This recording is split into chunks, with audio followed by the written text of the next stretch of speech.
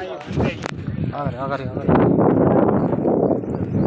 જો આપ ગાયું જોઈ રહ્યા છો ને, આવી આ એક ગાય નથી, આવી અઢળક ગાયોને આ રીતે દફનાવી દેવામાં આવી છે.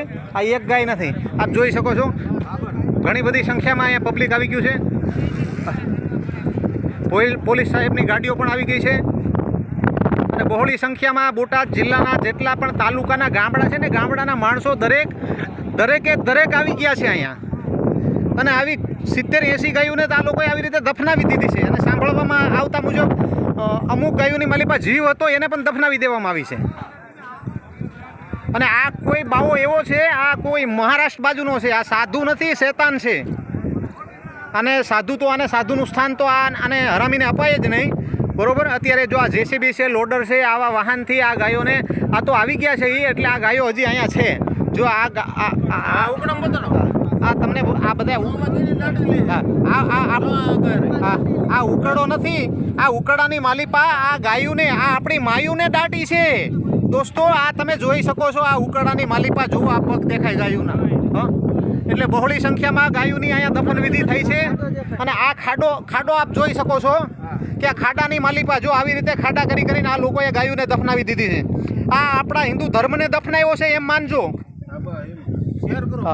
એટલે દરેક માલધારી સમાજને, દરેક ક્ષત્રિય સમાજને અહીંયા આવવા માટે અમે આહવાન કરીએ છીએ કે આવો મિત્રો, આવો એને આ દુઃખની માલિપા દરેક સહભાગી બનો. નહીંતર આપણા ધર્મને બચાવી નહીં શકાય. આપણા જે મહાપુરુષોએ બલિદાન આપ્યા છે, છત્રપતિ શિવાજી, મહારાણા પ્રતાપ, આ લોકોની જે કંઈ લોકોએ દેશ માટે બલિદાન આપ્યા છે, આ ભગતસિંહે, આ બધા વ્યર્થ જશે. આપણી નજરની સમક્ષ આવડા મોટા જુલમ થાય છે મિત્રો, તો પણ આપણે કાંઈ કરી નથી શકતા. એટલે અમે દરેક મિત્રોને અહીંયા આવવા માટે આહવાન કરીએ છીએ. આ બોટાદ જિલ્લાનું સાલૈયા ગામ છે. સાલૈયા ગામનો આ ભૂતનાથ આશ્રમ છે. અને આશ્રમની માલિપા એક શેતાન સર કરીને બેઠો છે. આ શેતાનને આપણે હટાવવા માટે આપણે બધાને ભેગું થવું પડશે, કારણ કે સંગઠન વગર કોઈ વાત શક્ય નથી. એટલે અમે તમને હાથ જોડી અને વિનંતી કરીએ છીએ, અહીંયા આવવા માટે આહવાન કરીએ છીએ. આવો અને આ દુઃખની માલિપા સહભાગી બનો.